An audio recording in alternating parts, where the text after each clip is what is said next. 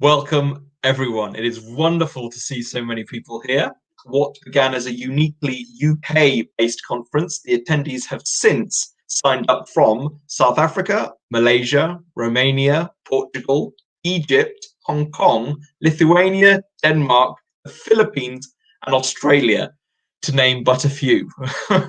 Now, due to this exceptional response, we've had to change the name of Schoolscape UK to Schoolscape Global. So it's very, very exciting for everyone to be here amid such strange times. So welcome, a heartfelt welcome to all of you. Now, we've a host of real school IT managers presenting from across the United Kingdom, so get ready for an exciting 2 days. You'll have exposure to a variety of hardware and software solutions and how they can be harmoniously applied within both the physical and the distance learning scenarios. So, as we all know, there are thousands of apps, many hundreds of web-based platforms, and a bucket load of hardware. So the quite big question is really, where do you start? So throughout this conference and beyond, we've set up 2 Flipgrid boards, one of which is for the IT decision makers. That's you guys. And tips are going to be uploaded onto digital video boards, essentially. And you'll be able to look at the top tips from like-minded people as yourselves, and you'll also be given the opportunity to make your own recordings as well. So if you have your mobile phone with you now, open up the camera app and then just scan that QR code, and it'll take you straight to the board. If you're thinking you might miss out on this, don't worry. Throughout the conference and the competition, we will be publishing these URLs throughout, so you don't worry if you miss it now. Okay, as I foreshadowed a moment ago, as well as learning about the latest educational technology, or EdTech, there are some very special prize giveaways worth thousands of pounds, and we could give them away easily, but no, you're going to have to work for them. So we've got quizzes giving away a super plan. We've got Jig Workshop, Pro Classroom, and we've also got CoSpace license plans. So many of these things are going to be lasting a year. So if you're very keen to try out some of these latest platforms, please do compete with the competition, which I'm going to give you more details for in a moment. We will also be presenting on these platforms, so it'll give you an insight into how they can be effectively used within the classroom, from actual teachers. So that'll be quite useful too. And we also have examples from Merge EDU, as you can see in front of you. They also have given year-long subscriptions, plus some of their Merge cubes as well. So exciting things ahead. Now, the prizes, if you are interested in taking part in this massive giveaway that's going to go throughout the conference, please make sure that when you're asked to tweet about innovative ways that you could use these various platforms within your own schools or within your own district, please remember to use the hashtag Schoolscape Live. And as well as this Twitter scenario, we'll also be giving away prizes during the presentations. So you're going to have quite an overwhelming number of things being given away. All right, have a wonderful conference. I look forward to seeing you later. Bye. Brilliant. Thank you, Anthony. So my name's Peter Morgan, and it was meant to intro me and say I'm going to be your host just between sessions. So I am the CEO of Schoolscape, and it is my pleasure to intro our first speaker today. So I'm going to invite Warren Sparrow on stage. So Warren is a Microsoft innovative expert. For 7 years, he's implemented Office 365, Teams in his current school. He also has Chrome device experience. What you will find, I think, throughout the events is Warren and Anthony and myself all back different platforms. So Warren is Microsoft, Anthony's Apple. I'm more a Google person, especially for this event. So you'll see a bit of banter on that. So it's great that Warren has both Chrome and, Google and Microsoft experience. But I think what is more important is he is presently the head of IT at St. Nicholas School in Fleet. So Warren, the stage is yours for the next 30 minutes. We're really excited to find out what your school does, how you do it, your thinking around that. But just for the live attendees, on your right, you will see there's a chat bar. You are welcome to ask some questions. There is also a poll, which on your right, you'll see now will go live. We'd love to know, within your school, are you a Microsoft, a Google, or an Apple fan? But that's enough from me. Warren, the floor is yours. We look forward to your session. And just so everyone knows, after Warren, we've got a high-impact 10-minute presentation and then a session on AR and VR. So lots to look forward to. Warren, over to you. Thanks, Peter. Absolutely amazing. So I'm really excited about all of this. As I said, my name is Warren Sparrow, and I'm currently head of IT at St. Nicholas School. It's a relatively small school, but it actually is absolutely incredible. I'm going to start off and say that we are all platform agnostic, and we believe that technology is a means to enhance education. It's not education in itself. Of course, it's not entirely true because, as it was hinted on before, I'm a little bit more Microsoft focused than everybody else. Okay, I do realize that we are all using the computer as a means of projecting your voice, your beautiful face, especially early in the mornings, your screens and other materials to your students. But we should be looking at more than just using the computer as a broadcasting system. Of course, this opened up a complete can of worms here in the UK, as different schools had different criteria with regards to, do we allow video, do we not allow video?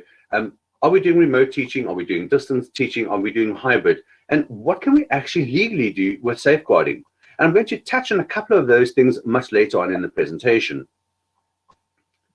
I don't think there's ever been such a radical change in the way in which we deliver content in an education environment than the last year. Teachers have had to reevaluate the way that they teach. They've had to embrace technology and actually adapt the fundamental way in which they deliver their content.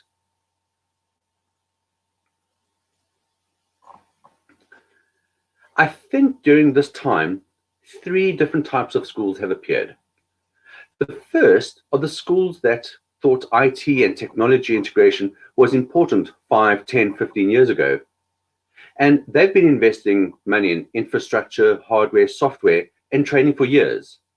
And although they've made a couple of little modifications and adjustments, they've been prepared for this contingency for ages.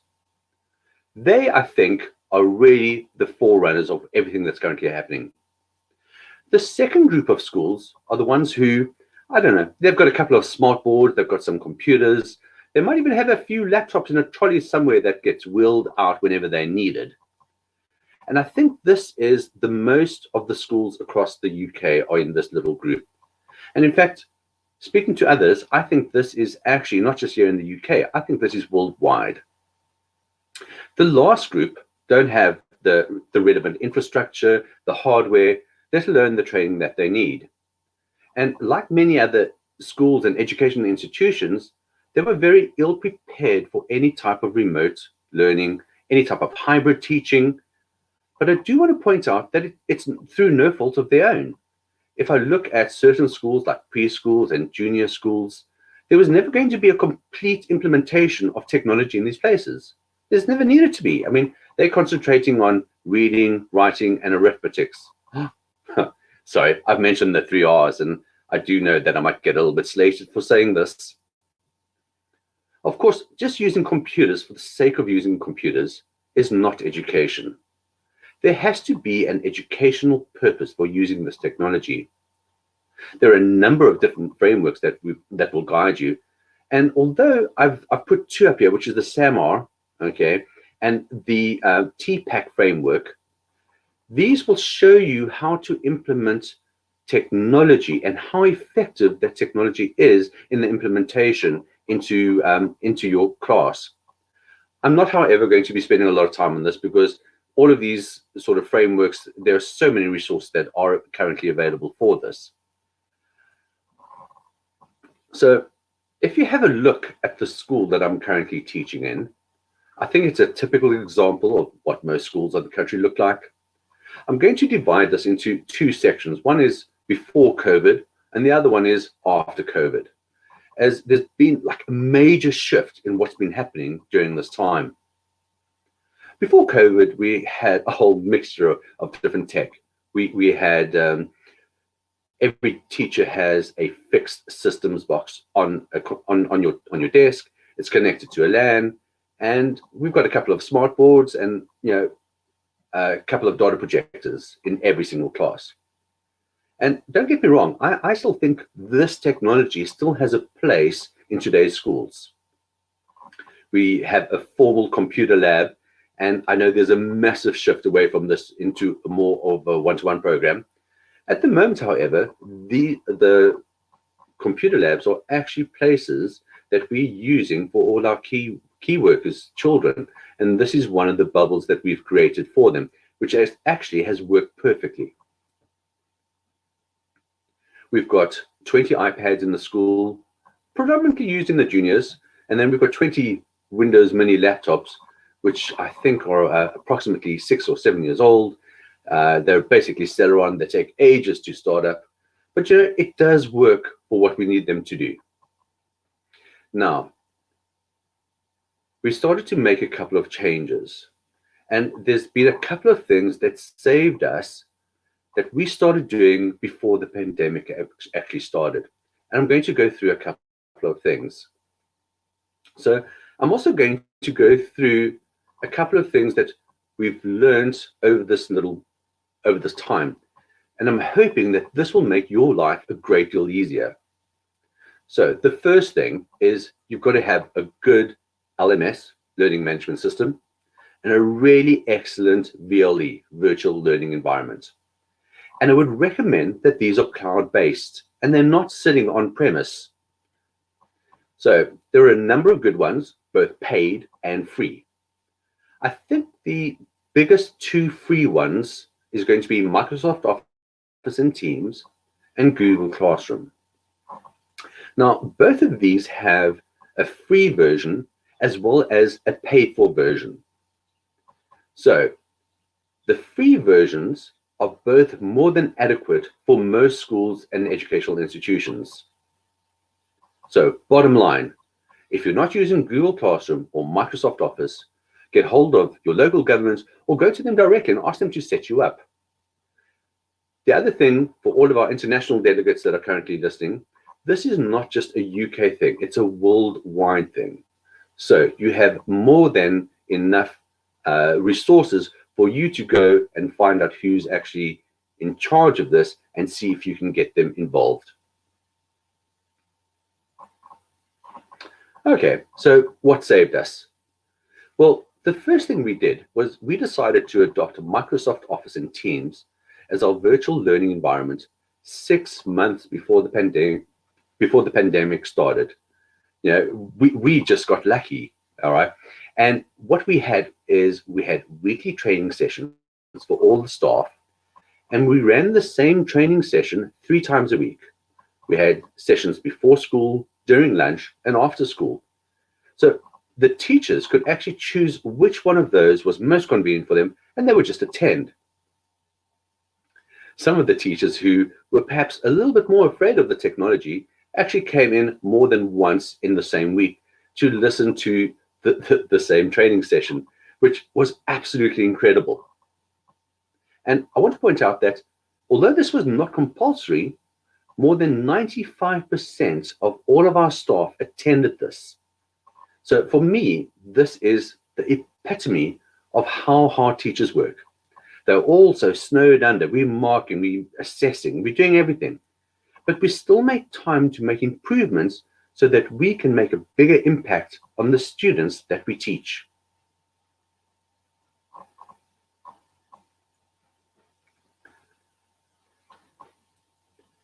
The first bit of advice I've already mentioned is a good,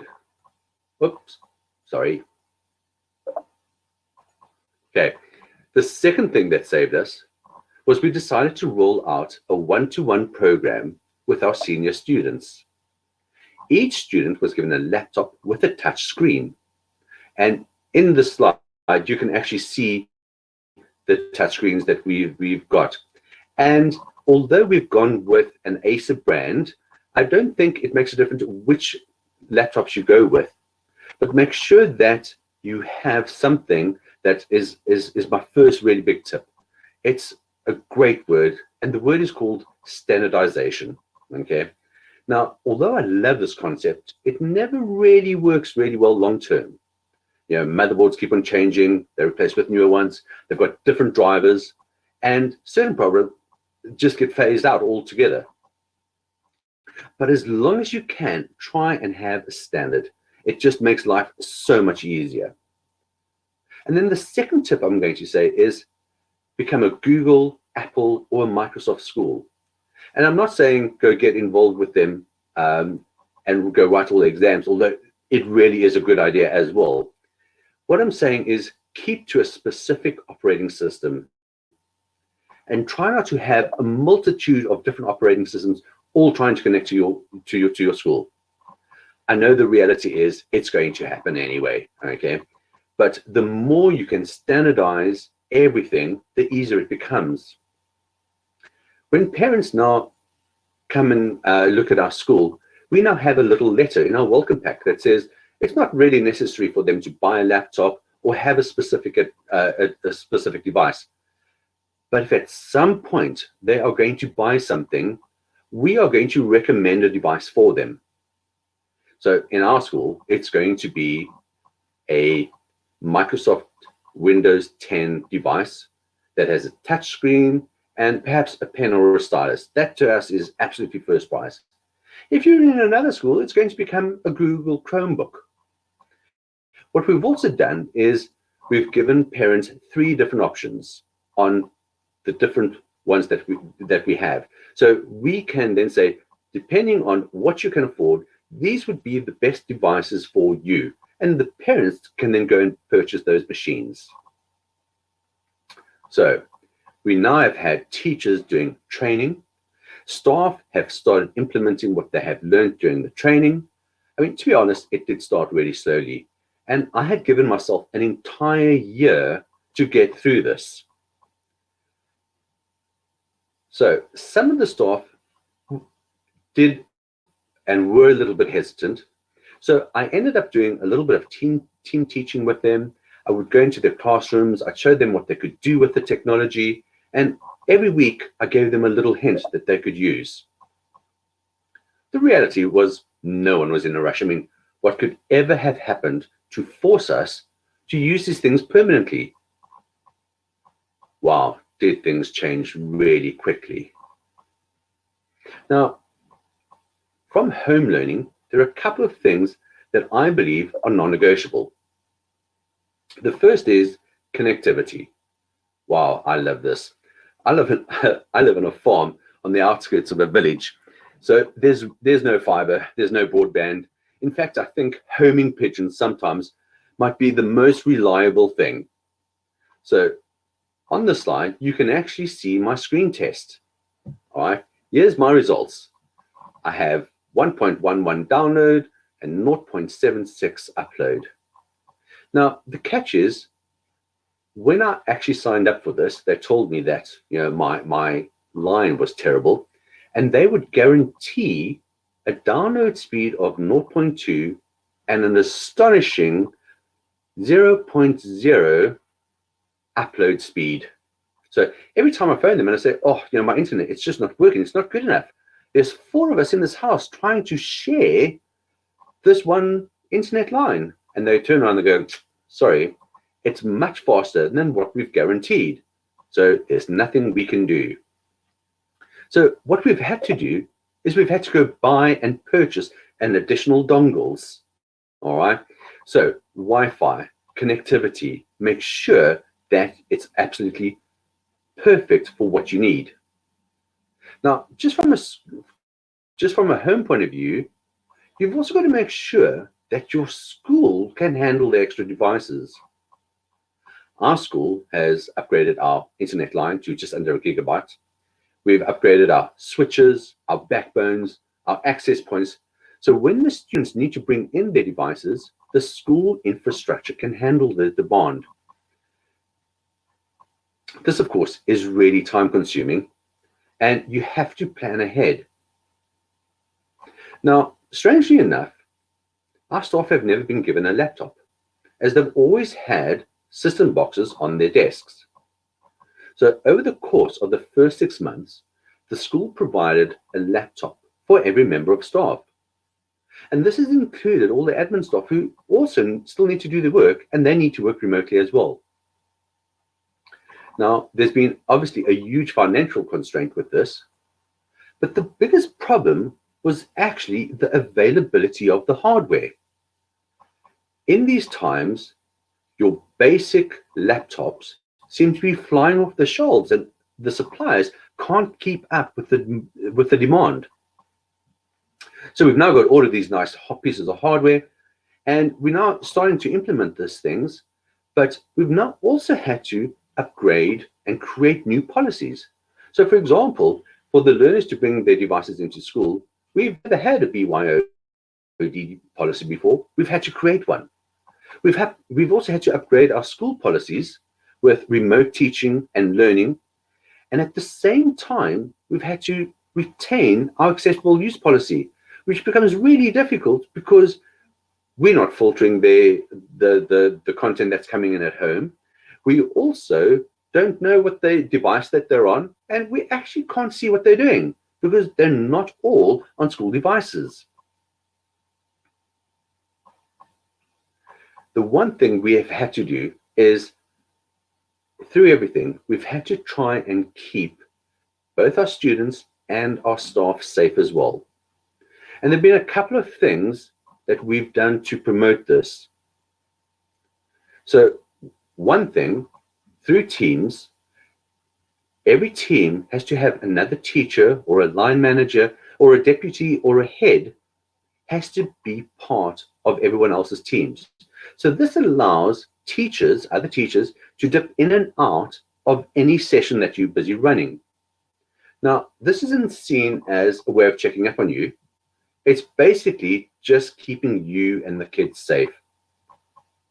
I did smile. Last week, I had to complete a display screen equipment and workstation checklist to see from a health and safety point of view if I had the correct equipment, was it sitting correctly? So the answer was no, actually I wasn't. And I think this lends itself to the next big tip. Always have a backup plan. If you're a student or a teacher and you cannot do the lessons for whatever reason, how can education continue? So our school has turned around to say, do you know what? If you can't be educated at home or you can't teach from home, come to school. There's enough empty classrooms for teachers to sit in some classroom, not interact with anybody. And for the students, we've got all these little different bubbles for students to come to school and have the correct social distancing. And we've got all these other safety measures as well. I did mention earlier that one of our computer labs is one of the bubbles for one of these students. There's also been a couple of things that we've changed since COVID, like our timetable.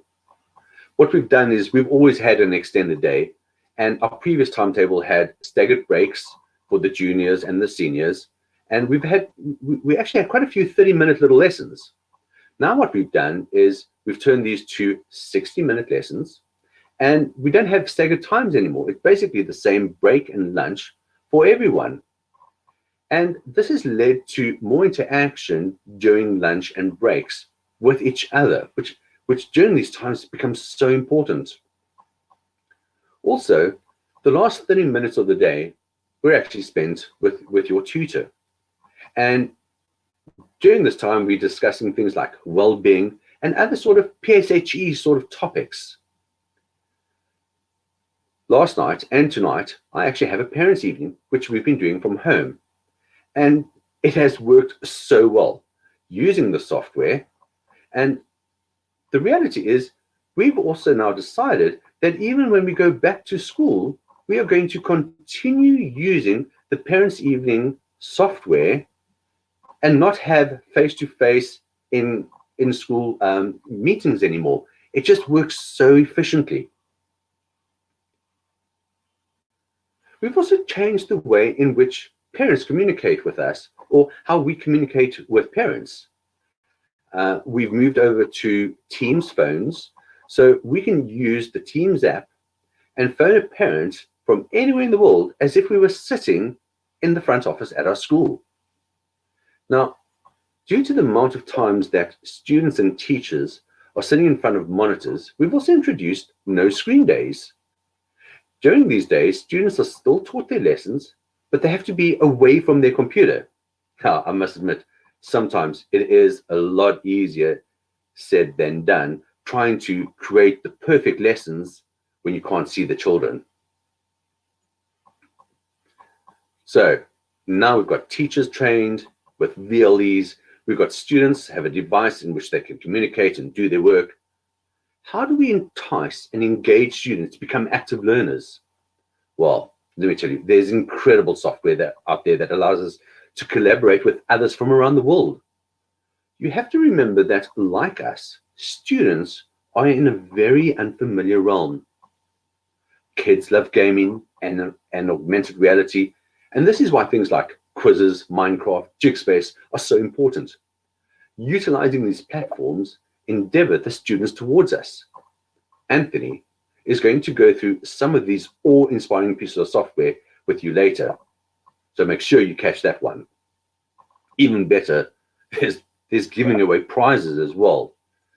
So there's prizes like t-shirts, full quizzes, premium access, and Jigspace subscriptions with almost $600.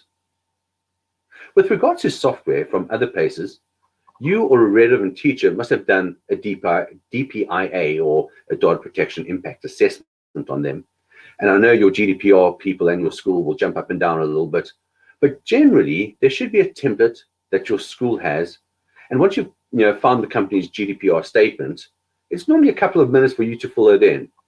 Make sure that you are always compliant before using the software.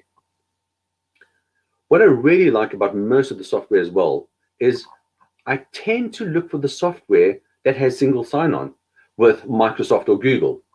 So, when one of your students in years 4, 5, 6, or 7 forgets their password, and the password is not actually sitting on your own domain, it does become a complete nightmare. So SSO is definitely the way to go. Now, I've already hinted at some of the things that we can do to keep ourselves safe. Now, because it's International Safety Day today, I'm not going to go into things that can keep students safe, because I think we all already know that. I'd like to discuss some of the things that keep you as teachers safe. So first of all, you as a teacher obviously have to be dressed appropriately. But so do the children. And in fact, our school has come out and said, students can be on camera, but there's going to be 2 different rules. The first is they have to be dressed appropriately. So we've also said that they have to be dressed better or in accordance with our school Mufti guidelines. The second thing is we don't want the students to have the cameras on if they're in the bedroom. If they are in their bedroom, they have to blur the background out or put a different background on. The next thing, as a school, we've insisted that all lessons are recorded. So this is an invaluable resource for the student that wants to go through that lesson again, but also for the students that are sick or couldn't make it. This is a great way to catch up. They can just watch the entire lesson. Some of the other things we do is we encourage you not to share your screen with video clips like YouTube, because sometimes there's non-age related ads on them. So if you're using YouTube, Vimeo, or other sort of media sites, what we would recommend is you download those clips and then share them. And there's plenty of free software or even online websites that allows you to download these clips. Also, on the same sort of vein, if you are sharing your screen with live websites, always make sure that there's nothing inappropriate on them. So generally, a little bit of preparation, go and open up all the websites that you need, and you can just have them all in different tabs at the top. And as you need them, you can just click on the tab and open up that website. But because you've already looked at it, you should know that there's absolutely nothing wrong with them. One of the other bits of advice is only use your school device to do your lessons and not your private device like your personal laptop. There's two issues here. The first is there's a huge GDPR nightmare with this because you're using your personal device that has student information on it. So you can imagine it's really not first prize. But the second is when you use your personal device, it also has all of your personal bookmarks and perhaps your own social media on there as well. And if you have Facebook open in the back and a little pop-up comes in and it goes, "Hello, Warren, how are you?" It's not always appropriate the students seeing whatever little private little chat you are having with your friends and your mates on an online lesson.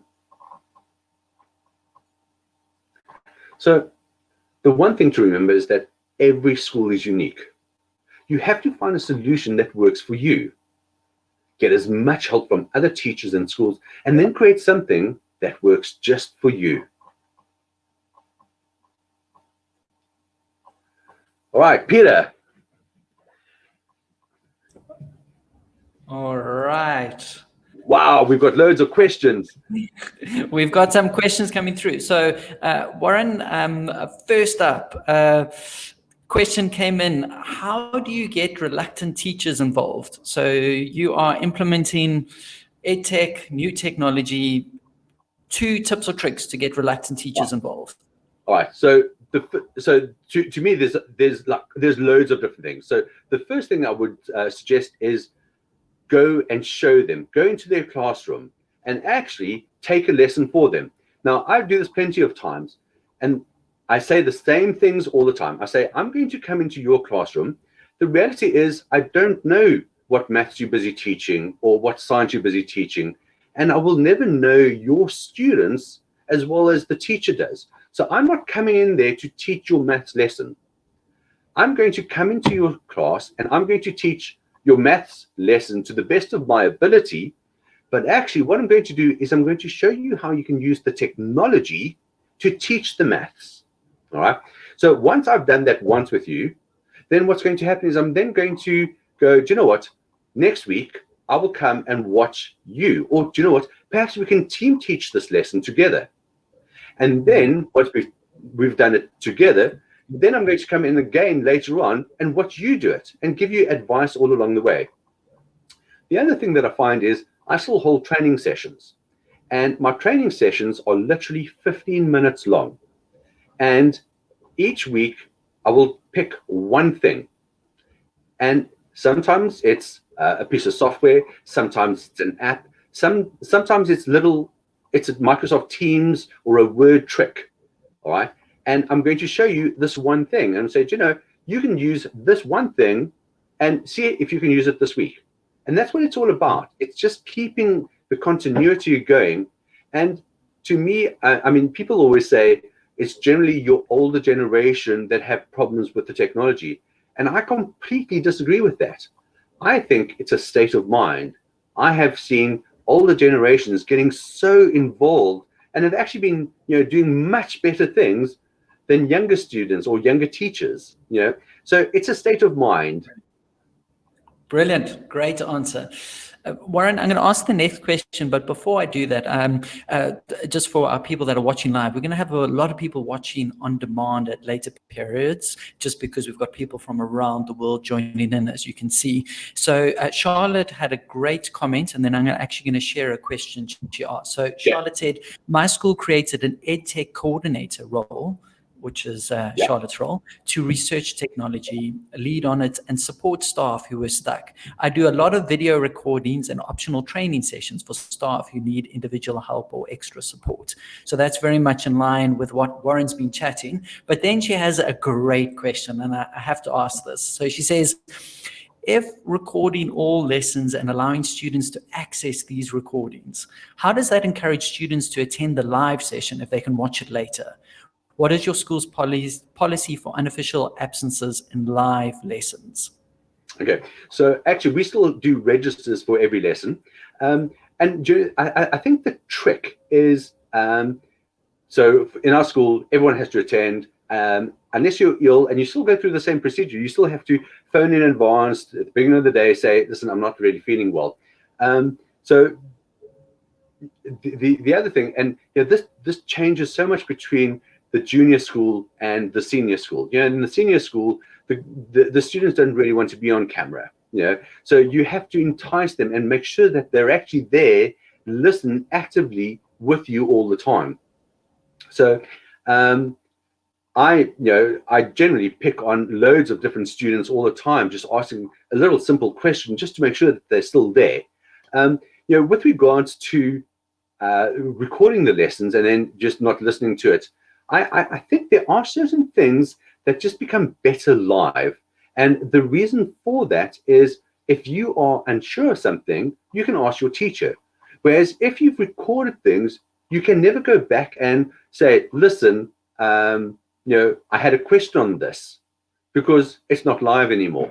And the other thing that we do as well is we also make sure that we're using apps, gamification. So it's really an incredible sort of realm to be in. So that's what it's all about, keeping the kids engaged. Brilliant. I think that's excellent. So technical question. You mentioned, because I know we've got a lot of head teachers, IT managers live with us. You said you've recommended 3 devices for parents to buy. For interest's sake, what are the devices? Why did you choose them? You've got a minute to answer. Okay, so basically they're all the same manufacturer. Okay, so I personally like Asus and Dell. That's my own personal preference. Okay, so what we've said is if you wanted an Asus machine, these are the 3 different versions of an Asus machine. So for example, I have one of them in front of me at the moment. Okay, and to me, they're absolutely divine. They can change to tablet mode. They have touch, and this one also has a stylus. Okay, so to me, so we've got Asus, and we've got 3 different versions of that Asus: a bottom of the range, medium, and a really high-end spec. Okay, and the same for the Dell. And I suspect HP. There's so many different ones. But we've just said, these are the devices. The reality is, what? We'd like a Windows 10 device. We'd like a stylus, a touch screen, because that just helps with education. And you're still writing and things like that. So to me, it's more about a standardization that you're trying to create to make your life easier. Brilliant. Thank you. It's always nice seeing a bit of tech in action. All right. We have Ratika, who is live from India. I'm amazed we've got Egypt, India, South Africa, UK, all over the place. Ratika asks a question. Could you suggest some apps or sites useful for free resources and material building for the students and teachers who can't afford to pay for it online? So affordable free resources. Anything you would recommend? So some EdTech out there. All right. The reality is there are so many. Okay. So the first thing I would need to ask her is, I'm going to ask her, is she in a Google or a Microsoft school? And because, for example, Microsoft has a Microsoft Academy, and you can sign up for free, and there's like hundreds of courses that you can go and do. But at the same time, once you are part of that community, there's a forum and a chat as well. And you can say, I would like information about this. Now, although I can give you, web or apps, it's going to be very different if you're sitting with an Apple or a Google Chromebook or a Windows 10 device. So my advice is, what are you currently running? Go to that, academy. And they're all the same. absolutely excellent. There's thousands of free resources. There's people out there that are willing to help you. And that's what it's all about, is build up a little personal learning network, a PLN, and use those people for your school. Brilliant. Warren, sadly, we are out of time, but we're going to be bringing you back live on at the end. I'd appreciate it. There's one or two other questions that just came in. Someone asked about firewalls, a couple of things. Yeah. If you have a gap afterwards, just to answer those. And just so everyone knows, just on the poll at the moment, I'm very happy to say, as the Google representative, that Google is winning 75%. Apple, and Anthony is going to hate this, is 1%, is 8%. I wanted to say 1, and Microsoft on 15%. But we'll keep this open for a bit longer to see. If you haven't answered the poll, please jump. But Warren, thank you. We appreciate you taking the time straight from the UK to present, and we'll see you live a little bit later. But now it is my privilege to invite Alan on stage. So Alan has one of those incredible companies and has an amazing story. So he had a 10-year career teaching in a primary school in the UK. He also taught in Canada. And then he started implementing EdTech. And if I have it right, in 2005, he started his business working with schools. He now employs 30 people whose focus is to go out and help schools implementing EdTech. So he is the perfect person. He has 10 minutes, and we've asked him just to present on a topic that actually came up earlier, like how do you get reluctant teachers on board? How do you get buy-in from the school? So Alan is, sorry, just to mention, is from High Impact Consultancy. It's a pleasure having you on stage. The floor is yours for the next 10 minutes. Thank you very much. 10 minutes. I would normally use 10 minutes to do an introduction, and it's akin to what you've just done there, but not to worry. I will share my screen if I may, because I'm sure you don't want to be looking at me more than you have to. So I will share my screen, and we'll have a little chat about what we do at High Impact, which is to look at how we can integrate innovative and creative technologies into the classroom. So are we all just seeing that okay? Yeah, Peter, are we seeing that okay? That is showing perfect. So Thank you. I'm going to keep this as quick and snappy and interactive, even, yes, interactive as well. So have your phones ready, or iPads if you have them there with your camera ready to go. So basically, yes, I was a classroom teacher. Yes, we look at loads of ways we can use innovative and creative technologies to enrich and enhance teaching and learning. And as teachers, we understand that, schools have limited budgets a lot of the time, limited equipment, limited staff skills, and every school is different. So how have we at High Impact spent the last 15 years making sure that the very most appropriate, the latest, most innovative technologies are in the classroom? So how have we done that? Let's move through.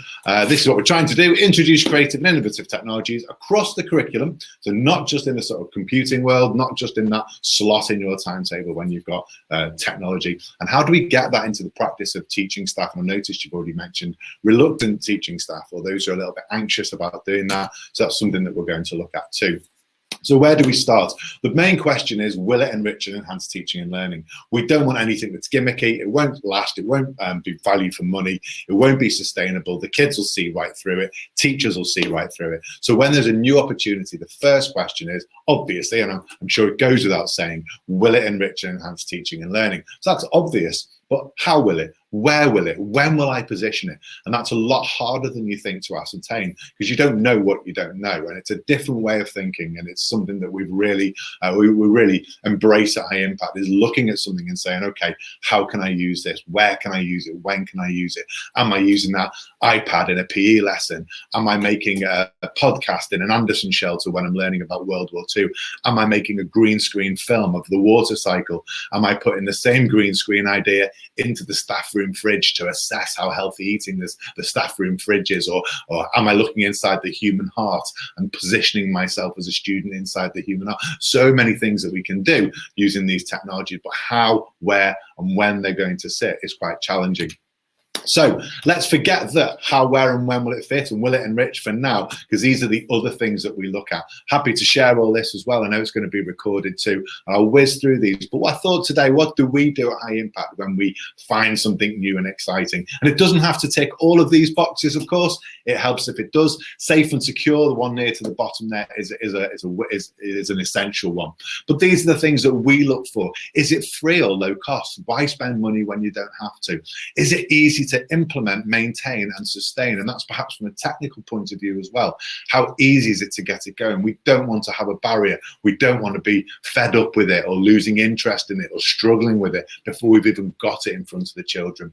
Is it easy to learn and use and identify the relevance of? You're going to take this to a staff meeting. You're going to be sat down in front of a teacher. Perhaps he or she is counting the days to retirement, can just about make a PowerPoint, and you've come along with something amazing that you want to introduce across your school. Is it easy to learn? Is it easy to use?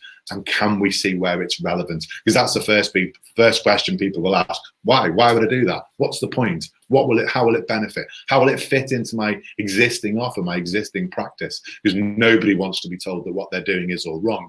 So does it enrich and enhance? Notice that we use those words a lot. Enrich and enhance, not replace, not tell someone that what they've been doing for their entire career is wrong now. Is it accessible? And that's not just the accessibility of like, does it log in? It's, have I got the skills to access it? Have I got the kit in place to access it? Does the infrastructure support it? So from a technical perspective, no point going really heavy with something that relies on YouTube if YouTube's blocked across the entire district. So, you know, it's looking at those factors. Permissions again in there too.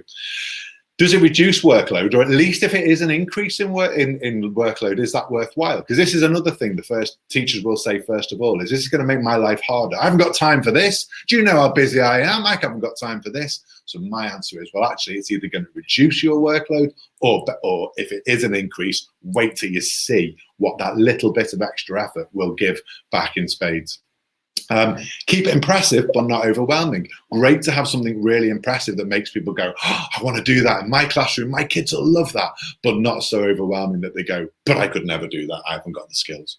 Safe and secure goes without saying. And now, obviously, does it support a remote or blended teaching approach? This is something we've been really pushing long before lockdown, because we know that schools have always wanted to have that, you know, that ability to teach kids remotely and have that approach, but that's a whole different seminar. Okay, so they're the things that we look at beyond the obvious. Will it enrich and enhance? Has it got a point of purpose? They're the other things to consider too. Don't forget, it doesn't have to tick all the boxes. It might not be free or low cost. It might cost a fortune, but if it does all of the other things, then brilliant. It might not reduce workload. It might not be easy to learn, but if you invest that little bit of CPD time, it's worth it. So we're going to have a little look now at, will it enrich and enhance teaching and learning? How, where and when? And we're going to do that with an activity. Right now, let's get hands on, something called Vocaroo. Don't know if you've heard of it before, haven't really got time or the ability to look around the room and see who's used it and who hasn't. But here's a really, really nice example. Now, I'm not teaching you, I'm not doing this to teach you Vocaroo. I'm teaching you, I'm doing this to show you how we would approach something that we have come across. Let's pretend we've just come across this. Vocaroo. So I've Googled it. First of all, I've Googled Vocaroo. I click on it and I'm not logging in. I haven't got a login. I haven't got to set up user accounts. I haven't got to do any of this. It's just click on vocaroo.com and I'm in. So it's nice and easy. It's not a, look at the interface, easy to use, very googly, just that white screen, that box, really, really simple, simplistic approach to just having it there to go. So it's not lots of marketing. It's not got loads of adverts. It looks accessible. These are the things that I'm looking for when I'm doing this. So what this actually does is it takes my voice and turns it into a QR code. As I say, I'm not here to really unpick the technology behind this, but we are going to look at it as something that I might integrate into my practice. So now I'm recording, so I press the red button, I can stop and have another go. That was intentional, didn't like that, so I had a go at it, and now I'm going to have another go, and you can try that again and again. I'm now ticking through my boxes. Well, that was easy. I made a mistake, I press stop, and I get another chance at it. Brilliant. Kids will love that. That's great for SEN. It's great for accessibility, great for teachers who are learning this too. So here we go. Good morning, Red Group. Welcome to class today. Today you're going to be looking at adverbs. Now remember last week we did look at what an adverb does. It describes a verb. So here's a couple of examples just to get you going. Alan sang beautifully. Now, the verb there is the singing that Alan sang, but beautifully is the adverb. And Sarah ran quickly. So quickly, there's my adverb. So I want you now to look at the activity on the table and crack on with that. Before you put your hand up and ask me if you get a problem, before you put your hand up, scan the QR code again and have a listen to these instructions. Okay, off you go. Right, so there's a 30-second voice message that I've given to my kids. Now, looking at Vocaroo, all I now do is click Save and Share, and I can see the QR code option is there. Now, my voice is in that QR code. I've not logged in. I've not had to do anything. I haven't even typed on the keyboard. All I did was press the red button, record my voice, and click QR code. And now I'm going to copy that image with a right click. I'm sure you all know what you're doing here. Copy that image and then drop it into my documents, which I now have here. There's my red group activity. Scan the QR code to listen to your instructions and scan this anytime if you get stuck. I'm going to paste my QR code in there, and there it is. Now, hopefully, if I go a little bit larger, you should be able to do this anyway, but if I go a little bit bigger on my screen, hopefully you'll be able to hold your camera up. If you open your iPhone or device, I'll hold it up to the camera and to the QR code, and I've now got on there, for those of you who are not doing... Good morning, Red Group. Welcome to class today. Today you're going to be looking at adverbs. Now, remember last week we did look at what... I can play that again and again. Good morning, Red Group. Welcome to class today. So all I've done is take my QR code, my voice into my QR code using Vocaroo, and now every iPad, every phone, whatever, can pick that up. They can grab that iPad, come in, scan the QR code, and off they go. So I can print that off, put it on the desk in the morning. I can spend 10 minutes introducing this activity. I can do whatever I want. It could be a piece of music, whatever, and then it goes. Just looking at time. I'm okay for time. Good. We're all right. So that is an example of a very, very simple a very simple free resource. So going back to my presentation now, let's go back to this, if I may. Let's look at those things that we said we wanted to assess. Come on, there we go. All right, so free or low cost? Yes. Easy to implement? Yes. I could do a staff meeting on that in 5 minutes and everyone could be looking at it. All it needs is internet browser. It's working. Great.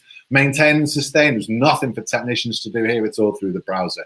Easy to learn? Yes. Use? Yes. Is it relevant? We'll come to that in a minute. Skills needed? Can you click a red button and talk? Yes. Can I copy and paste into a Word document or Google Doc? Yes.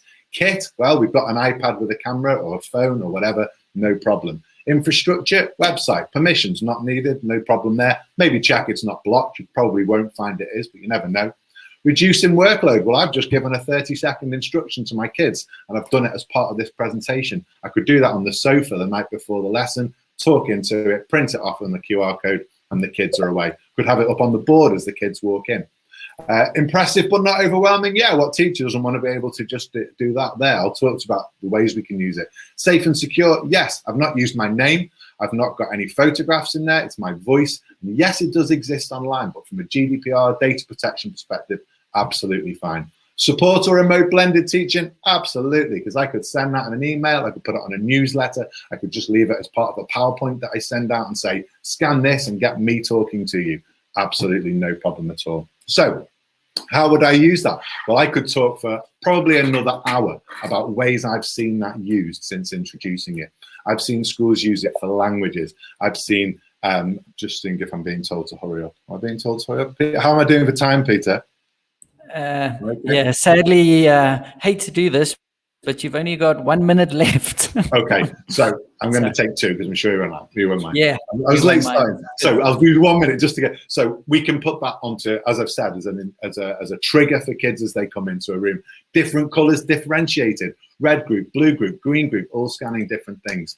Work of the week goes up on the board. It could be a child talking about their work. It could be something that goes in the window of the classroom so that parents waiting outside can scan and hear what's going on there. It can go into a newsletter. We saw one school that did all the different languages that they had spoken in the school as the newsletter being read out. So the newsletter went out, but along the bottom was the QR code for all the different languages. I've seen it used in assessment where a teacher gives an assessment sheet, asks a question, QR code at the bottom. If the pupil uses it, they put a tick through the QR code to show that they used it to help them. If they don't tick it, the teacher knows they didn't need that support. How do we do that? Okay, well, what we do here is we would then say, okay, let's look at a school. So this takes all different parts of the curriculum. So let's start at the top. This is a year 4 long-term planning map. And we would, as high impact consultants, this is what we do. We go into schools, look at their 6 half terms or 3 terms or however you want to do it. This is year 4 in a school called Manor Primary. And we know what they're doing in English, what they're doing in, you know, Escape to Pompeii, what are they doing in art and DT and music, Roman music and all of that. And then what we do is we find all of these resources and how they can be integrated into that year group, that one class, year 4, right across. So how are we going to use simulations, the Sketch Nation app, Google Earth, another freebie that's well underused, resources there for electricity, Google Earth again. There's all of these resources that we would find and put in and then identify the key skills. Why are we doing this? Remember I said, is it relevant? Why are we doing it? Because we know we need to information found online to answer specific questions, blah, blah, blah. So that goes in there. More links and apps all the way through. Adobe Spark, Microsoft Word even, TinyTap, PowerPoint, Storyboard, iMotion app, GarageBand, green screen, all of these different things that we've found as we've spent 15 years just finding these resources and then weave them in, make them relevant. Don't stand up in a staff room and go, yeah, try this. And then everyone goes, okay, but why and where and how? Make it relevant, put it into their curriculum. Oh, you're doing ancient Greece in spring too? Okay, well, you're going to use this app because this is a great way to engage around that. You're doing healthy eating in summer too. Okay, well, you're going to make a green screen from inside a healthy stomach, heart, classroom, whatever. I'm rambling. I'm waffling. Brilliant. So, I'm trying to rush through. I hate being put under pressure. But no, but that's brilliant.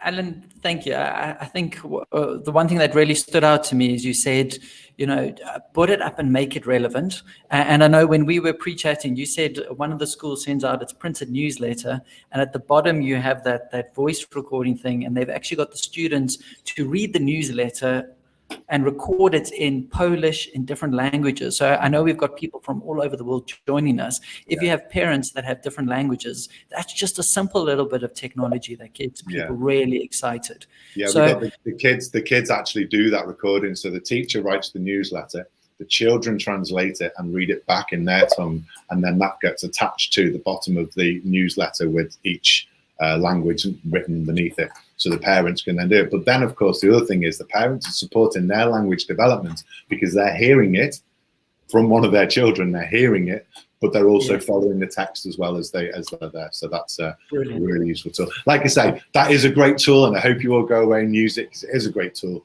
But the point I'm trying to make is how something that's free and easy can then be woven in if you answer those key questions and say, yes, this has a place. And obviously, I wouldn't be doing my job if I didn't say, if you'd like to contact us, I did have my details up on the screen, but they've gone. But if you did want to contact us, then just pasted in the chat bar highimpact.co.uk, which is Alan's business. High-impact.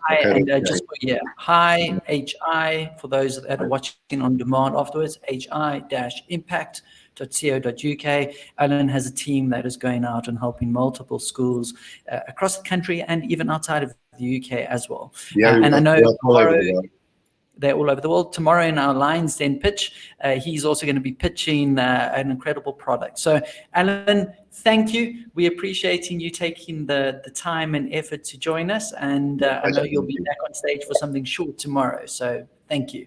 Great. Thank you very much. Thanks for inviting us along today. All the best. Brilliant. All right, ladies and gentlemen, just if you can on the chat bar, give a thumbs up. If you are enjoying it, if you are getting value, there's like a little emoji sign. You can just give a little thumbs up if you are getting value from this. Our aim is really to give you tips, tricks, stuff that you can use in your school. Thank you for all those thumbs up. Encourages us.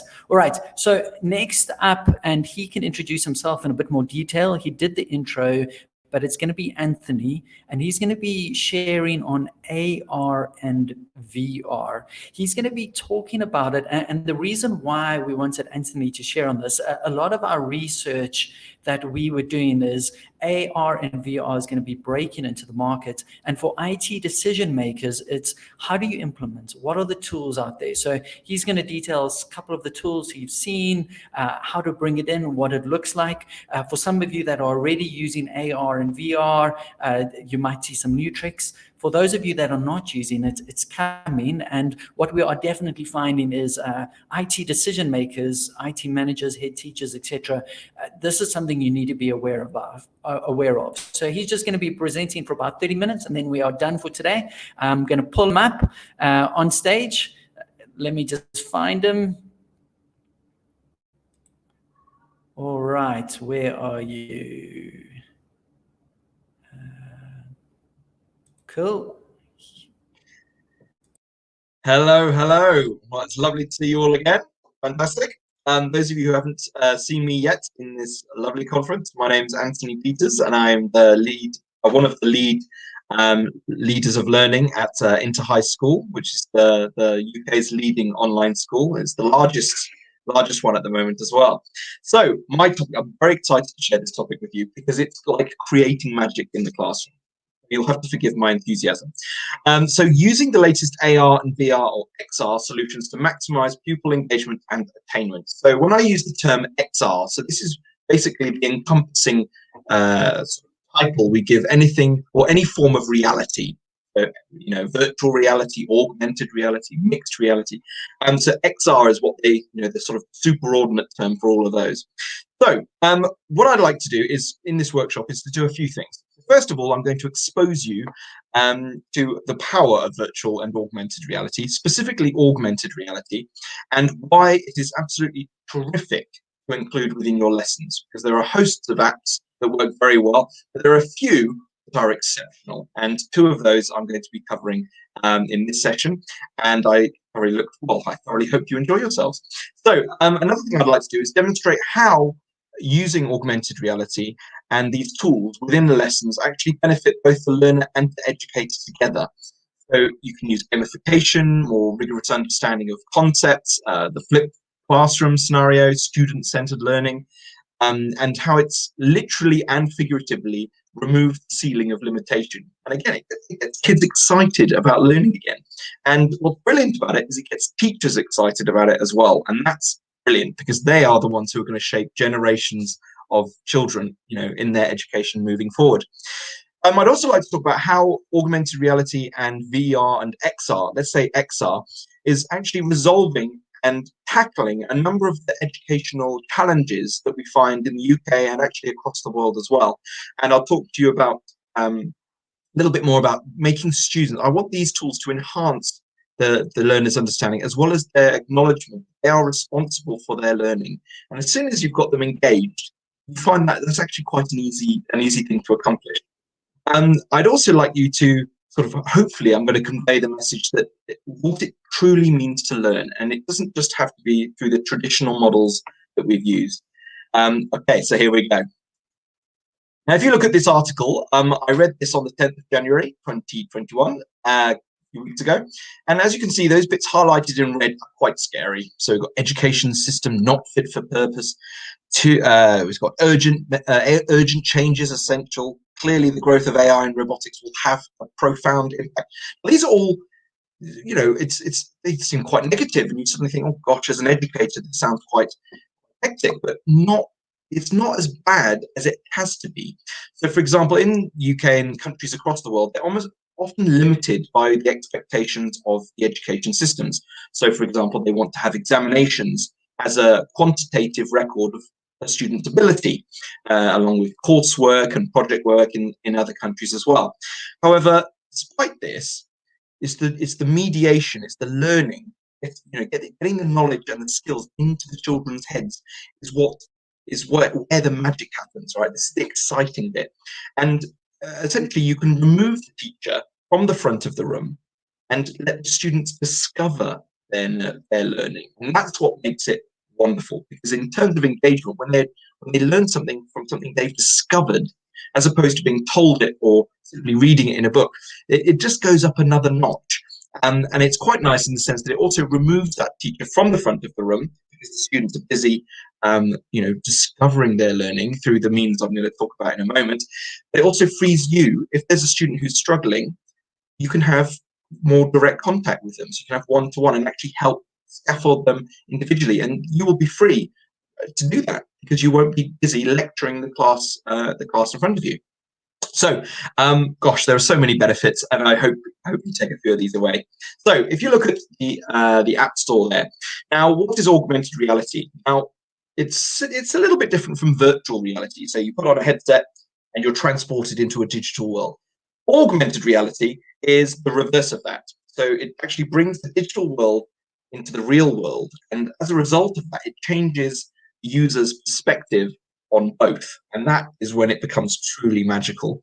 Not only that, there are a number of prizes that a number of these suppliers are going to talk about today, but the ones I'm focusing on now are Jig and Merge. Now, they are offering some very, very lucky individuals full premium access to their platforms for a year. So there are 2 from Jig. There's also a year subscription from Merge, and Merge are also going to send a whole class's worth of Merge cubes to a lucky individual. So you need to work for this, right? These are epic prizes, so you need to work for it. So we're not just giving them away. You need to concentrate and do what we tell you. So stay awake. So here we go. So Jig Space. Now this is an incredible app. It is only available on the App Store. Now I'm a massive Apple fan. I know my colleagues and my peers are differ in their opinion somewhat, but they can talk about theirs. I'll talk about mine. So this is a really powerful app. It works. It's incredible because it allows the students to understand how anything works by breaking it into its constituent parts. But not only that, it can do other things too, which I'll explain now. And again, it's using augmented reality. So let's show you what it can do. Okay, so that's my home screen on my iPad. Now, if I just quickly do a search for Jig, that's popped up already. There's one on the left I want to have a look at. So look at all these different types of jigs. These are all the things that are freely available for you to explore and experiment with and take apart. But let's have a look down here. So we've got biology, we've got physics, we've got space, we've got atoms, all sorts of things.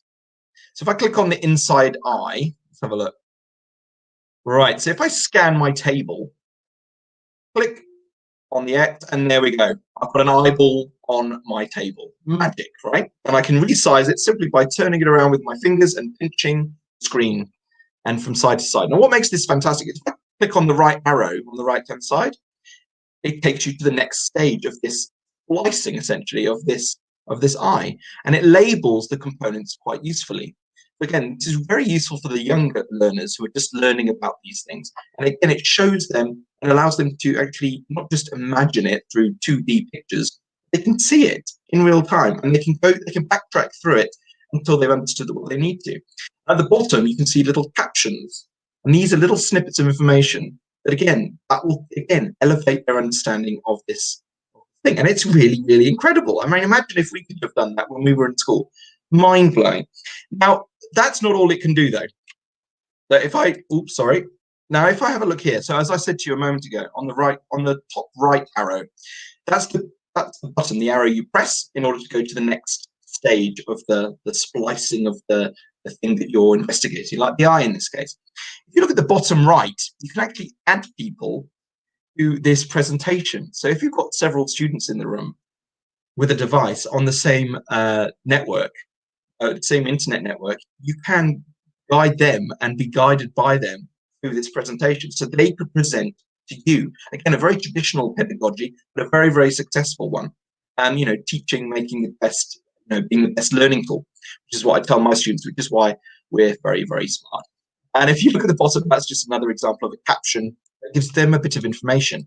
But that's not all it can do. So again, you can resize, as I've just shown you those little elements there. That's just a bit bigger.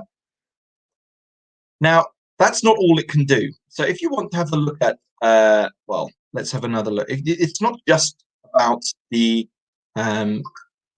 the organs. If you have a look at this, who loves to read a book before bed? Well, that's my bed. Here is a book in augmented reality. So I click plus. What a lovely little piece of literature, big histories. So if I then go through the same principle, I click on the arrows. Look at that. It opens up a war that has occurred, a battle, right? And you can guide them through it. So it's almost like a linear sort of chain of events, if you like, right? And again, they look at this. They get to experience what people were like, look at the scale, look who then attacked whom, and then walking across the map, you can see where these things happen.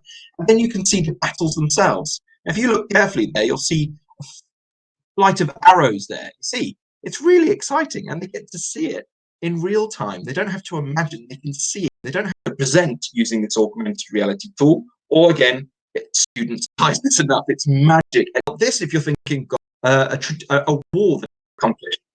And I don't know the term for all of those. So what I'd like to do is, in this workshop,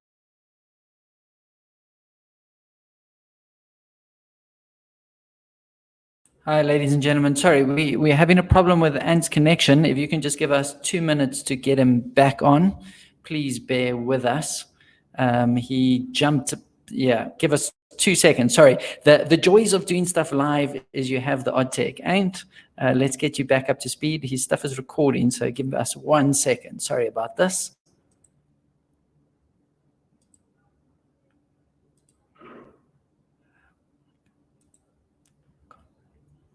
Let's see where he was. We weren't there yet, were we? Man, ladies and gentlemen, our apologies about this. Cool. in real time, they don't have to imagine, they can see it, and then imagine other things happening as a result. Imagine if you were a person in that situation. Would you have taken a different, again, my knowledge of biology is very rudimentary. I need to perhaps give myself a lesson through this again, and then it stretches out. You're getting smaller and smaller. Let's make it take off. So now it's... Sorry, ladies and gentlemen, this is definitely giving us a curveball of notes. We don't know what's going on here. Sorry, give us 1 sec.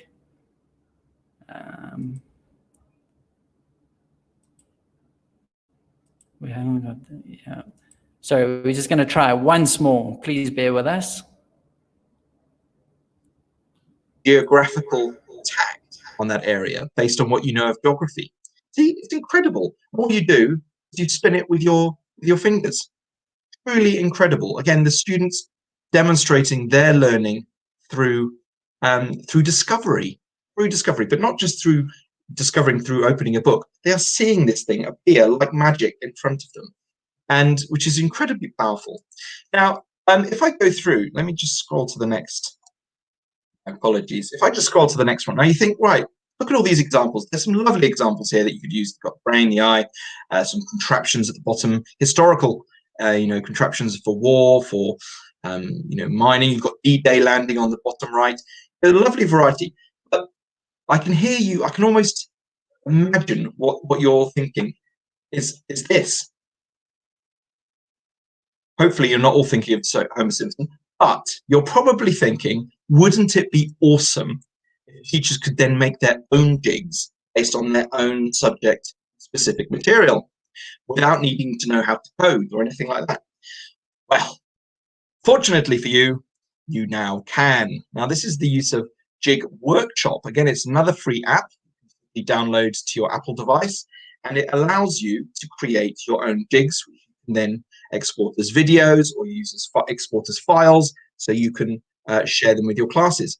Again, at upper level, students can create their own jigs based on the information that they elicit. Again, demonstrating it's not just about the organs. If you have a look at this, who loves to read a book before bed? Well, that's my bed. Here is... Ladies and gentlemen, our apologies once again. Ant's session is recorded because he had so much to cover, but it's just jumping around and doing absolutely crazy stuff. So please give us 1 second. Once again, our apologies about this. Something has gone haywire. Always the joys of doing something live. So, and let's see if we can get you going again. All right, I think let's just jump from here with Jig, and apologies about this. It actually guides you how to make your own jig. It looks very complicated, but you just follow the instructions. So look at the bottom there where it says, where the magic happens. Drag and pinch and pan with 2 fingers. So I've done that. Now I click next. Now it's flashing in the top left. Click on the plus. Click on the object.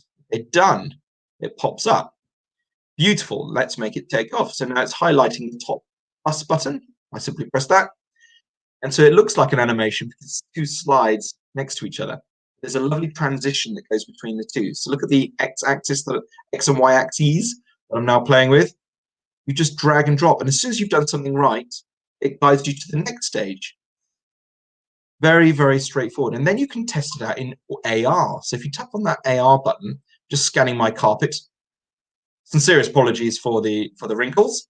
This will be worth it. I could scan it on my table. No, let's do it on the carpet. Right, there we go. So I anchor my object by pressing the plus, and then I click the right arrow. See, up and down it goes. That's how simple it is to make your own. And you can create your own assets to go in there. It's absolutely incredible. So that's just to give you an insight of what is possible with augmented reality. Now, in terms of its application within learning, student-centered learning, the teacher becomes the guide, right? So we can guide their attention to it.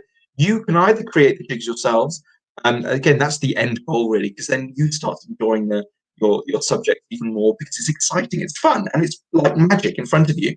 But if you want to start off with some of the jigs that are made up already, it's fantastic. Use them as far as they're useful. Right? You don't use tech for the sake of it. You use tech to, objective, either to engage the students or to engage and increase their interest within the subject, get them to create their own, demonstrate their own understanding through creating augmented reality, things like this. It's incredibly powerful, and I cannot emphasize this enough. It's magic at your fingertips. And then again, yeah, as I say there, they demonstrate their creativity, so they can put their old pop culture and their own interests as jigs. So they could split open, I don't know, Homer Simpson's head if he was one of their, interesting characters, and they can do anything that their minds. They're literally the thing that is their only limit is their own imagination. See, I'm very, very excited about this, as you can see. And again, what's really important is they're talking about and they'll be using the relevant tools of today. So it's a modern age. You shouldn't just be doing 2-dimensional presentations. If there's more available, we should be embracing what's there. And these students are going to be going into jobs that we don't even have yet, because the evolution we're part of, particularly with regard to technology, it doesn't seem to be ending anytime soon. It's important that they are empowered with the vast majority of these tools that we can possibly convey to them. Right, now we have Merge Edu. Now, Merge Edu is a free augmented reality app available on both the Apple and Android stores. Now, it enables students to discover how scientific concepts work using augmented reality. Now, they focus on scientific concepts at the moment, but they are going to expand into all the other subjects as well.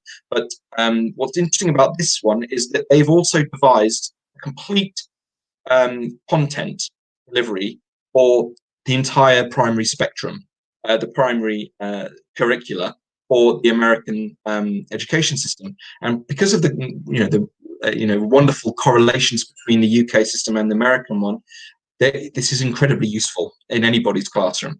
And the teacher can either present using this augmented reality tool, or again, get students to discover their learning themselves. And that's what I'm all about.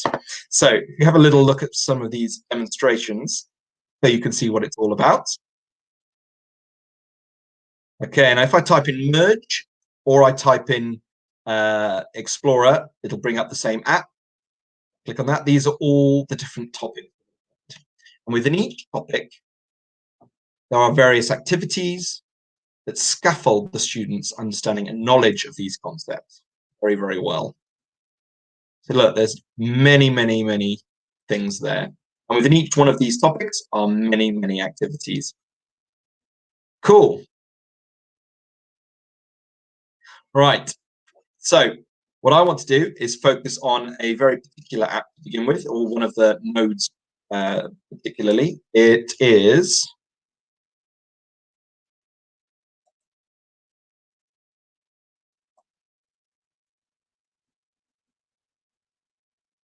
this one. So if I top at the bottom, you can see that we have these different categories. So I very much like biology. So we're going to go with, let's go for a frog to start off with. The students will open the app and it guides them. You've got a step-by-step guide. You simply scroll down, and where there's a play button, you tap it, and there becomes your first augmented reality experience. You shine your iPad or your Android device over the cubes, and then again, it's bringing magic into your living room. So if I scroll in, look, you look really carefully, those little tadpoles are actually moving. Let me stop shaking a little bit. There you go. Can you see that? So it looks very nice. You've got labels, and if I click next, excuse me, then we have it evolving into a tadpole. Its next stage of development. We've got a tail, fantastic animations, and really clever artwork. And then we got more components. Now, at the moment, Merge is focusing on the primary age group. But again, there's not a lot you can't do when you've got something as magical as this in front of you. The kids could be writing a diary entry about one of these things. You know what I mean? And that's just coming from an English teacher's perspective. Use descriptive writing as an essay covering this kind of thing. It's really, really powerful stuff. And all you do, as you can see, the Merge cube in front of them, is scan it. And there's a little, I don't know if you saw the little paintbrush, you can also duplicate what you can see. So the students can actually show the process as they go through it. Really, really clever stuff. But again, it's not just about disseminating these components. You can go a little bit further. So if I scroll down beyond that frog, now go a little bit more detail. So not just its development, I can now look at its insides. Now, don't worry, this is augmented reality focusing on primary. You're not going to see anything gross. So if I quickly tap on those circles, the pins go in.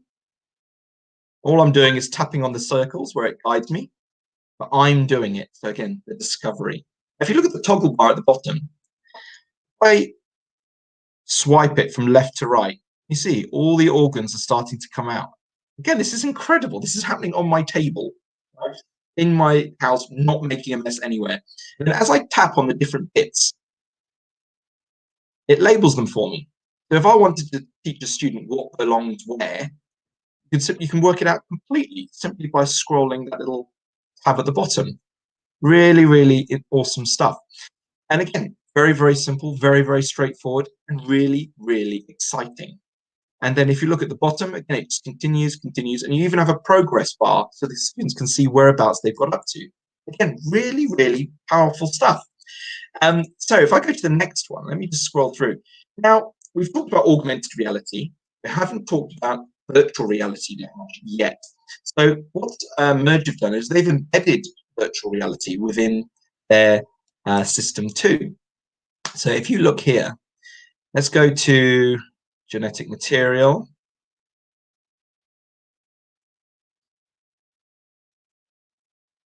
Bacteria building. Right, let me click on this one.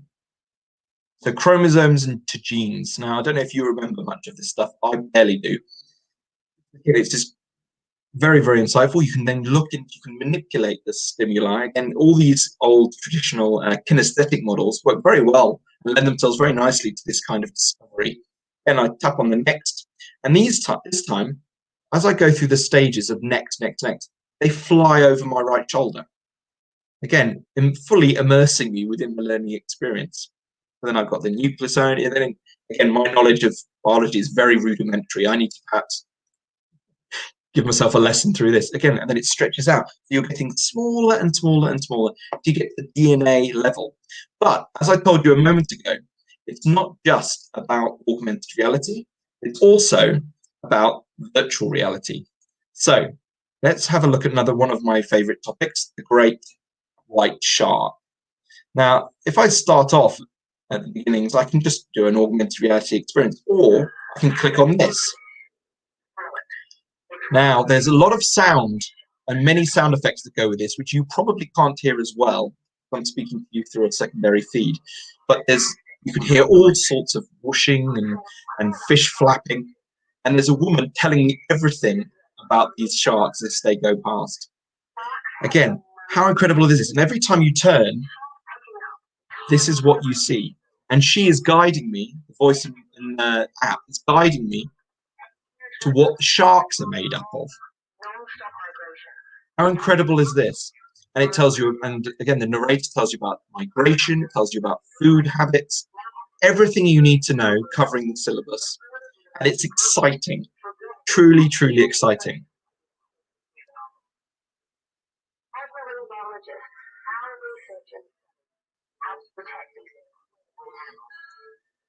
He looks suspicious. So hopefully not too many of you have jumped out of your skins. But isn't this incredible? Isn't this incredible that we have this kind of technology available to us now? It almost seems criminal not to use it. So I mean, this is basically it, really. I mean, there's so many different platforms here. With the example here, you can dig through the earth, you can discover what sort of dinosaurs lived in what sort of layer. Again, just giving you a couple of examples of it. I mean, it's absolutely incredible. Absolutely incredible. Sorry, I've got Alexa, I've got technology interrupting me. Alexa, stop, thank you. All right, so let me progress forward.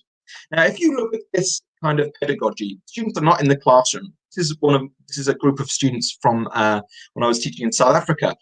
We did a lot of flipped learning. So the teacher's work is done outside of the classroom. The student's work is done inside the classroom, or in this case, outside the walls of the classroom. So they know their expectations. They need to discover this, that, or the other. But then they also have to work at it. They are held responsible for their understanding. They're in groups. If they have to do a presentation, they need to decide who's going to talk on what. And because you're using magic, you're not just using a textbook.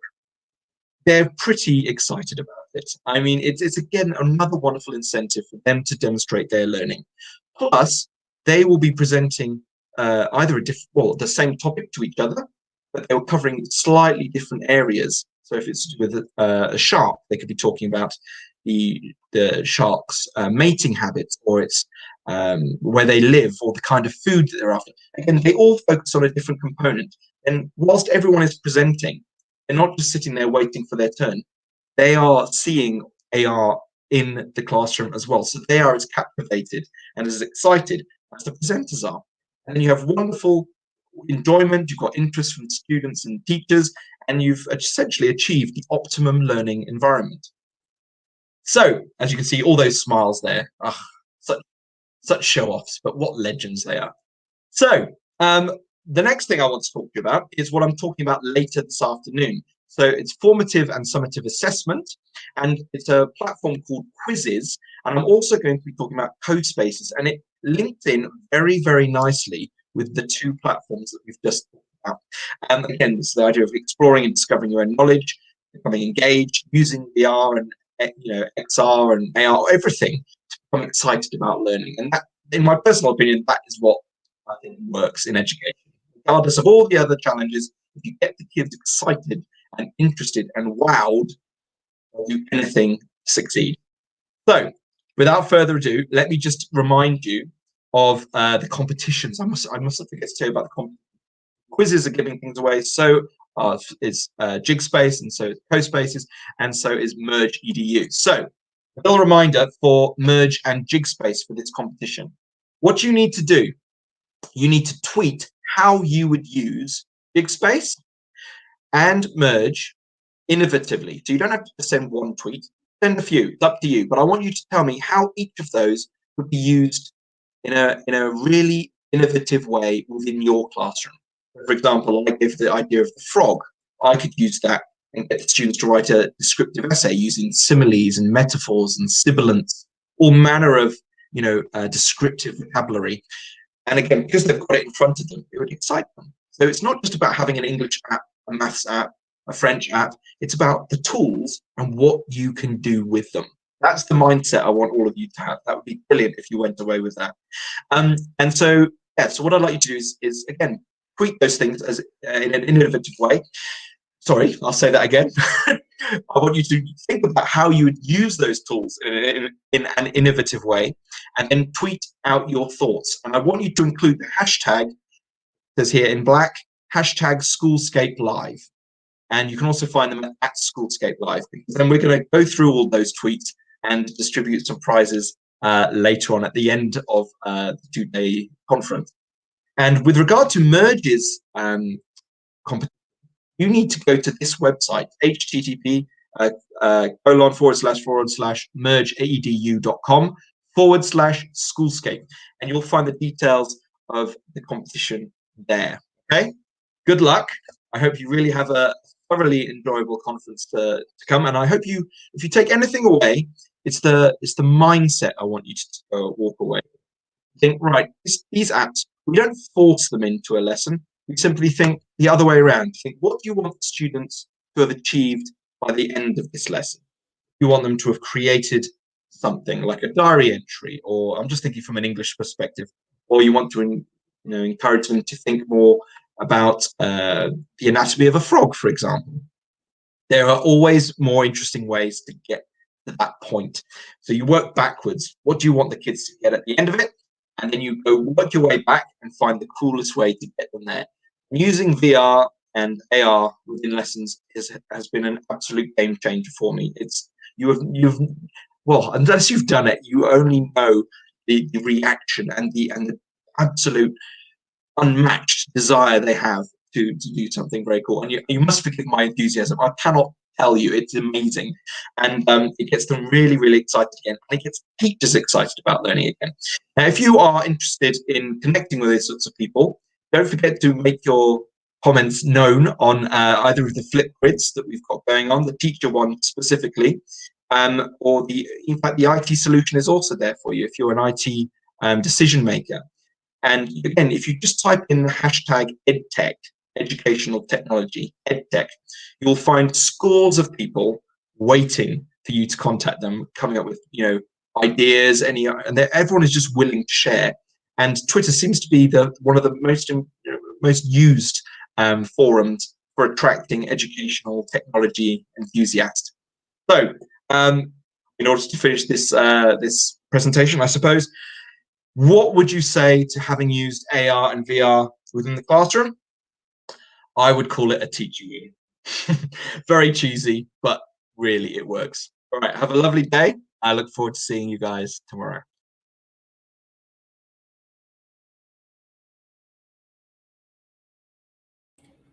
Brilliant, thank you. And this VR and AR amazes me. I can imagine some of you have kids at home with you at the moment. So my colleague just messaged me. She's at home with her kid behind the scenes, and she says, my 5-year-old is sitting next to me and watching the video. That's when the sharks and everything were swimming, and she keeps going wow the whole time. So I think there's such incredible power for this just within the classroom. So we hope you enjoyed that. Just to give you a view, there is a poll on your right, and just while I'm mentioning that, Warren, if you would like to come on stage just to help close off, that's kind of, we're finishing up for the day. There is a poll. So on the right, if you click on it, does your school use AR or VR in your classroom? So please just enter that. At the moment, the large majority is no. So I hope that's just giving you a full kind of bit of interest of what's coming and what can come. Warren, we're closing up now, but I have a very quick question for you. Favorite moments from today? As an IT manager, as a decision maker in a school, what did you love? Wow, let me tell you, I think there were quite a few. Do you know, Alan Thompson, for me, his presentation shows us how to use apps, but to me, it was how to make it meaningful and relevant to the teachers. And without that's the hook, isn't it? Unless it's relevant and meaningful, and he was showing how you can actually make it all real. That's the big thing. And of course, Anthony, wow, Jig Space and making your own one. I mean, that to me is just incredible.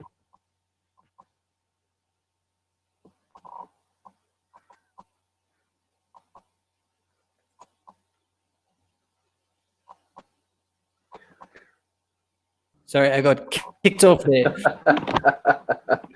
The only thing, of course, is, to me, I look at all of this and I think, wow, this is amazing. But, to me, do you have any news on the polls? Because, as a Microsoft boy, I'm quite curious to know where we've actually fared.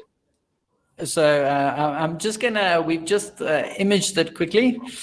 So give me 1 second. I am just pulling it up quickly. All right, let's see if that should show. All right. There we go. So thank you for those that have entered the poll. As the Google fan, I'm very happy that we are sitting on a 76%, 12%, I'm sorry, Apple, 12%, I'm sorry, Microsoft. So my apologies, it seems Google is winning. We're going to be running this the whole way through the competition, but it's just great to see that Google is winning. I just want to remind everyone just a couple of things for tomorrow. So we are finished for today. We've got a great day planned for tomorrow. Please enter Flipgrid. We are going to share the Flipgrid link now for everyone. If you can jump on, the aim with the Flipgrid is there's 2 topics. The first topic is for EdTech tips and tricks. The second topic is more around IT manager or senior management, just tips and tricks. So this is going to go on way past the events. We're hoping this will become tools and resources, and this is how we want to share and network with everyone. And then just a reminder, if you get involved with that, you could win. You saw Jig and you saw who else was on Merge.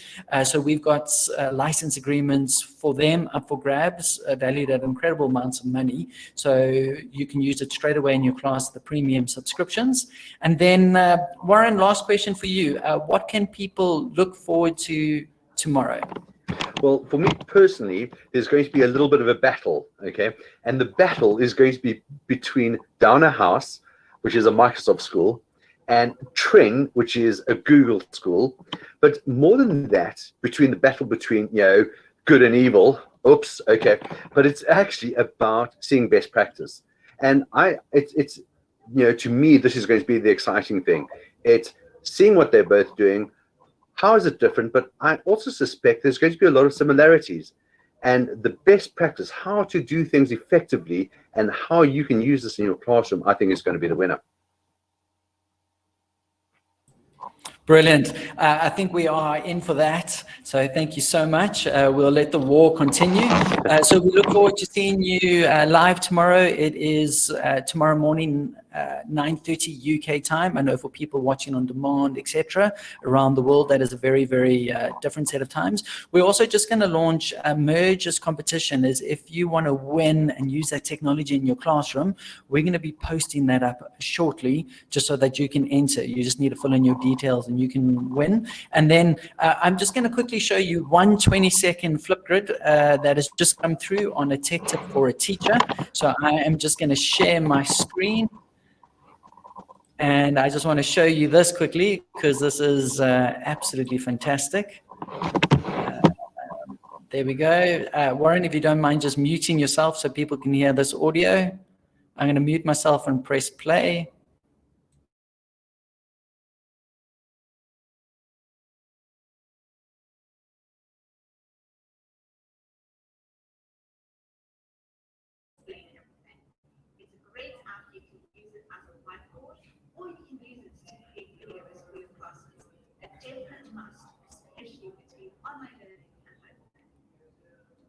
Oh, sorry about that. I don't think we got the audio jacked for that. So our apologies about that one.